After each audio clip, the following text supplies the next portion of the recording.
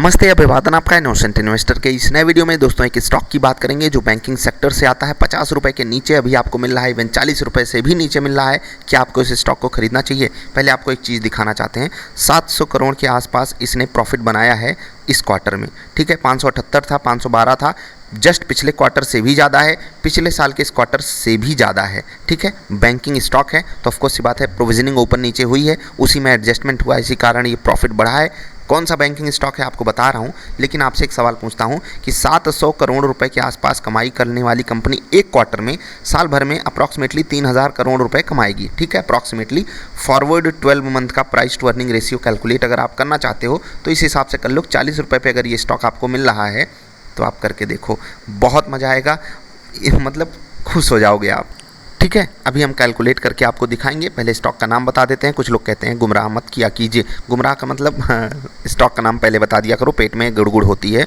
हलचल मच जाती है। तो स्टॉक का नाम है IDBI, ठीक है। IDBI स्टॉक क्या है? बैंकिंग स्टॉक है, आपको ये बात पता है। इस स्टॉक के बारे में थोड़ी सी कहानी मैं आपको बता देता हूँ। यहाँ पर 45% का स्टेक सरकार के पास है, गवर्नमेंट ऑफ इंडिया राष्ट्रपति जी के पास है। 51% स्टेक LIC ऑफ इंडिया के पास है, ठीक है। ठीक, टोटल कितना हो गया? 50, 40, 90, 5, 95, 96% स्टेक ऐसी जगहों पे है जो बहुत ही सुरक्षित मानी जाती हैं।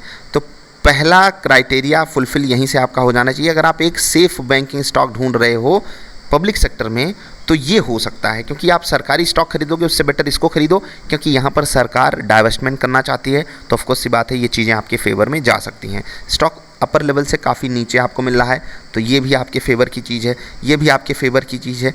तीसरी जो आपके फेवर की चीज़ है वो ये है दोस्त कि इस स्टॉक की जो बुक वैल्यू है 30+ है, मतलब 30 से ज़्यादा तो इसकी बुक वैल्यू है खुद की। उसके बाद भाई साहब रिजल्ट आप देखिए, इससे बेटर आप क्या ढूंढ के लाओगे? मैं आपको इनका NPA वगैरह दिखाता हूँ, वहाँ पर आपको प्राइस टू अर्निंग रेशियो भी मिल जाएगा, ठीक है। ये आप देख लीजिए, ध्यान से देखिएगा। जिस हिसाब से इनका ग्रॉस NPA था, यहाँ से वो कम हुआ है, इसी पे स्टॉक मार भी खाया, ये भी समझ लीजिए। नेट NPA देखिए, 2 से 2.25 आया और अब 1.25 हो गया है। कमाल का है ना।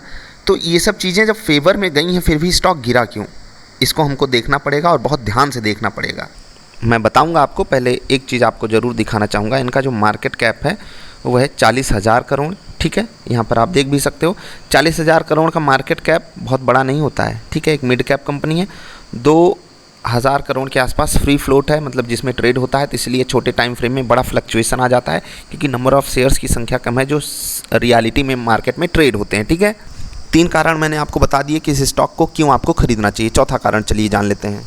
चौथा कारण है इनका अर्निंग रेशियो। इन्होंने अपनी चीज़ों को दुरुस्त किया है, ये है खरीदने का कारण। पहला, LIC भारत सरकार इनकी पेरेंट है, तो ये है दूसरा कारण। तीसरा कारण आपको बहुत आसानी से पता ही लग गया था, बुक वैल्यू वाला। और अब चौथा कारण, इनका अर्निंग 60 पैसे के ऊपर थी ना, अर्निंग पर शेयर की मैं बात कर रहा हूँ, हाँ 64 पैसे, ठीक है। मैं मान लेता हूँ आगे भी ये ऐसे ही कमाई करते रहेंगे, तो 64 × 4 कर लेते हैं तो ये हो गया 2 रुपये 56 पैसे, ठीक है। 40 रुपये का प्राइस, अभी उससे भी सस्ता है, अपॉन 2.56 एग्जैक्टली भी कैलकुलेट करेंगे, 40/2.56 15.625, अभी कितने पे मिल रहा है? 36 रुपये पे। इसका मतलब 15 से भी नीचे का प्राइस टू अर्निंग मल्टीपल है। ढूंढिए, आपको स्टॉक्स मिलेंगे, बिल्कुल मिलेंगे, लेकिन कुछ अनसर्टेनिटीज़ के चलते ये स्टॉक आपको सस्ता मिल रहा है। पहला तो LIC का IPO एक फ्लॉप शो हमारे सामने लाया, वो है कारण। दूसरा, मार्केट भी इन दिनों में गिरी है, अक्षय तृतीया से आप कैलकुलेट करोगे तो मार्केट भी तगड़े से गिरी है, ठीक है। तो और सरकार का जो डाइवेस्टमेंट प्रोसेस है वो LIC से थोड़ा सा कंप्लीट होता हुआ दिखाई दे रहा, तो इनके डाइवेस्टमेंट में थोड़ा सा समय लग सकता है और चीज़ें अभी उतने फेवर में नहीं हैं डाइवेस्टमेंट को लेकर के। तो लॉन्ग टर्म के लिए अगर आप 3 से 5 साल एक रिस्की बेट लेना चाहते हो बैंकिंग सेक्टर में, रिस्की तो नहीं कहूँगा दोस्त, क्योंकि मेरे हिसाब से डाउन साइड कैप्ड है। अगर कोई बड़ी बुरी खबर नहीं आ गई तो 27-28 रुपये ये है बहुत बड़ा सपोर्ट लेवल। पहले तो बुक वैल्यू के हिसाब से आपको 30 रुपये का ही लेवल बड़ा सपोर्ट मिलेगा, उसके बाद रिट्रेसमेंट के हिसाब से यहाँ पर आपको सपोर्ट मिलेगा। तो इससे नीचे बहुत जाता हुआ मुझे नहीं दिखाई देता। तो पर्सनली मैं इस स्टॉक में अपनी क्वांटिटी ऐड कर रहा हूँ। आपको बता दूँ इस स्टॉक में मुझे 80% तक का भी रिटर्न मिला था। अगर आपको याद हो तो जनवरी नहीं, फरवरी के आसपास, मुझे एग्जैक्टली याद नहीं, 2021 में मैंने आपको लगभग ऐसी वीडियो दी थी कि IDBI बैंक आपको ख़रीदना चाहिए, और वहाँ से काफ़ी कमाल का हमको इसने रिटर्न भी दिया। अनफॉर्चुनेटली ही कहेंगे, क्योंकि मैं बहुत लॉन्ग टर्म यहाँ पर नहीं रहना चाहता था। न्यूज़ हमारे फेवर में आ जाए, 40-50% का रिटर्न मिल जाए, ऐसी मेरी एक्सपेक्टेशन थी। लेकिन जब ये बड़े मोमेंटम आए, मुझे लगा कि कुछ कमाल का होगा। उसके बाद स्टॉक ने डाउन परफॉर्मेंस चालू कर दी, तो फिर मतलब होता है ना कि आप नहीं एग्जिट कर पाते, सोचते हो कब नीचे क्वांटिटी ऐड करेंगे, अगर आ जाएगा तो, और वही हुआ है। तो एक एंगल से आप ये भी मान लेना कि अगर मैं आपको सलाह दे रहा हूँ तो मेरा वेस्टेड इंटरेस्ट हो सकता है, क्योंकि मेरी इन्वेस्टमेंट यहाँ पर पहले से पड़ी है। अभी 27-28% के आसपास मुझे यहाँ पर प्रॉफिट मिल रहा है, ठीक है। और ये प्योर डिस्क्लेमर है आपके लिए, कोई भी खरीदारी करने से पहले आप चेक कर लेना इनकी बुक वैल्यू को, इनके प्रॉफिट्स को जो मैंने दिखाया है वो भी जा करके चेक कर लेना। इनकी जो परफॉर्मेंस इंप्रूव हुई है, नेट NPA की देखिए लगातार घटा रहे हैं, ग्रॉस NPA भी लगातार घटा है, ठीक है। उसके बाद प्रोविजनिंग भी इन्होंने कम करी है, प्रॉफिट भी बढ़ा है, तो चीज़ें हमारे फेवर में हैं, ठीक है, समझ रहे हैं। और ये रेशियो देख रहे हैं, ये भी इनके फेवर का है। तो जब चीज़ें हमारे फेवर में हैं, यहाँ पर आप देख सकते हो सरकार के पास 45.48% शेयर्स हैं, 51% मतलब LIC इनकी पेरेंट कंपनी है। LIC जिसकी पेरेंट हो, वो स्टॉक बुरा कहाँ से होगा दोस्त, मतलब पापा, हमारे पापा LIC हैं, ऐसे आप बोल सकते हो। इस स्टॉक के पापा जी LIC जी हैं। LIC से याद आया, एक चीज़ आपको दिखानी ज़रूरी है, चलिए। ये LIC का है प्रॉफिट 2974 करोड़, ठीक है। शेयर का दाम कितना है, 850 मान लेते हैं।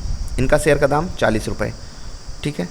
इनका market cap 5 lakh crore plus का है। इनका मार्केट कैप 50,000 करोड़ भी नहीं, 10 गुना ज़्यादा मार्केट कैप लेकर के LIC बैठी है, और प्रॉफिट देखिए।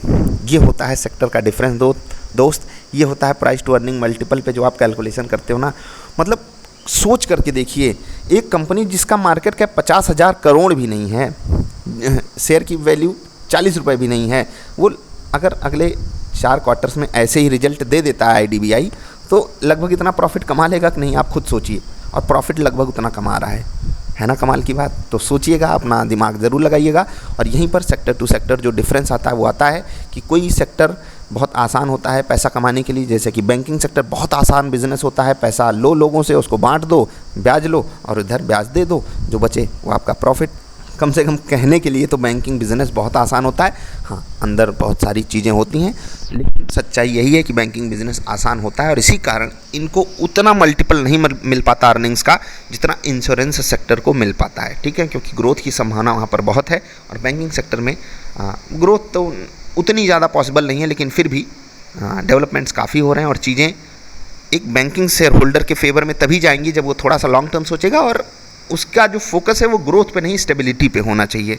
तो अगर आप इस स्टॉक को खरीद रहे हो तो मेरे डिस्क्लेमर को याद रखना, मेरे पोर्टफोलियो में है, तो हो सकता है मैं इस स्टॉक की तरफ कुछ झुकाव रख के कुछ बात बोला हूँ, आपके लिए बहुत सारी चीज़ें नेगेटिव भी जा सकती हैं इस स्टॉक के लिए, तो थोड़ा ध्यान से इस स्टॉक पे अपनी बेट लगाइएगा, ठीक है। कुछ बातें मैं आपको अपनी तरफ से बता देता हूँ जो इनके फेवर की नहीं है। वो है भले ही इन्होंने अपने ग्रॉस NPA को कम किया है, लेकिन ग्रॉस NPA जो है 20% बिल्कुल भी कंफर्टेबल नहीं होता है, ठीक है। बहुत प्रोविजनिंग इन्होंने करी है, बहुत प्रॉफिट पे अपने डेंट लिया है, उसके बाद ये हुआ है, ठीक है। ठीक, तो आगे अगर ऐसे ही स्टॉक बिजनेस करता रहा, IDBI बैंक बिजनेस करता रहा, तो मुझे नहीं लगता कि कोई इनको प्रीमियम मिलेगा, ठीक। तो आगे इनको अपने बिजनेस में सुधार करना पड़ेगा, जिसमें काफ़ी चीज़ें बदली जानी हैं। और LIC जब अपना स्टेक घटाएगा यहाँ से, ठीक है, डाइवेस्टमेंट होगा, सरकार अपना स्टेक ख़त्म करेगी, LIC ख़त्म नहीं करेगी, बहुत हिस्सा रखेगी बैंक एश्योरेंस के लिए। बैंक एश्योरेंस का मतलब ये होता है दोस्त कि बैंकिंग की मदद से आप अपने इंश्योरेंस को बेच लो, LIC इनके थ्रू अपने इंश्योरेंस को वगैरह को आगे बढ़ाएगी, तो LIC कुछ शेयर्स तो यहाँ पर बिल्कुल रखेगी। और अगर ये कंपनी एक अच्छे हाथ में जाती है तो मैं आपको एक बात कह सकता हूँ, 100-150% का रिटर्न दोस्त आपको ये बहुत छोटे टाइम फ्रेम में, अगर सरकार ये काम 3 साल के अंदर कर दे तो बहुत तगड़े से मिल सकता है। लेकिन फिर भी आपको जो मैं यहाँ पर इन्वेस्टमेंट की सलाह दे रहा हूँ, मैं कम से कम इस मार्केट कंडीशन में इस स्टॉक को खरीदने की सलाह आपको दे सकता हूँ। 20-30-50 का रूल अगर नहीं पता तो वीडियो देखना, उसी हिसाब से आप इस स्टॉक को खरीदना। जहाँ पर मेरा 0% वाला लेवल है, मतलब जहाँ पर ये स्टॉक मुझे फिर से 0% का रिटर्न दिखाने लगेगा, वहाँ पर मैं इस बार 50% क्वांटिटी ऐड करूँगा। उसके अलावा जहाँ पर अभी ये खड़ा है, अगर ये 37 रुपये के आसपास ट्रेड करके ऊपर जाएगा तो मैं क्वांटिटी तुरंत खरीदूंगा, तुरंत के तुरंत खरीदूंगा। इस केस में हमें मार्केट का साथ चाहिए, मार्केट ने नहीं साथ दिया तो जो लेवल मैंने आपको इनकी बुक वैल्यू का बताया, 30 से ऊपर है, 31-32 है, मुझे एग्जैक्टली नहीं पता, हर क्वार्टर में चेंज भी होता है। वहाँ पर आपको क्वांटिटी ऐड करनी चाहिए 30 वाली। ठीक, समझ गए, जिनको समझना था वो समझ गए।